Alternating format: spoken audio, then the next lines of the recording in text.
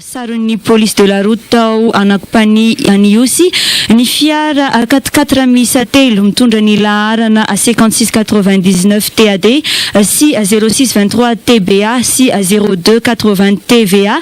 sy 5370 UC izay misy mari-pamantarana sainam-pireneny hoe amin'ny manam-pahefana ara-panjakana na concarde avokoa izy ireo ny ministra ao anatin'ny gouvernement tamo ireo fiara ireo sy avy eo anivon'ny fiadidinan'ny republika ihany koa raha ny loharanom-baovao izay voaray nisy kitapo miisa 430 izay marina fa feno rongony atao anatin'ireo fiara miisa 4 ireo ary ny iray tamin'ireo fiara ireo dia efa lasa atao rin'ny fisin'ny faneranelanana avy any ambony ary mbola mitoy izany faneranelanana na intervention izany saingy efa njorony ambina kosa ny ambiny ireo avy eo anivon'ny polisy amin'izao fotoana izao mbola hita eo mony toy ny tirara izay nitranga atao anankopany Io City.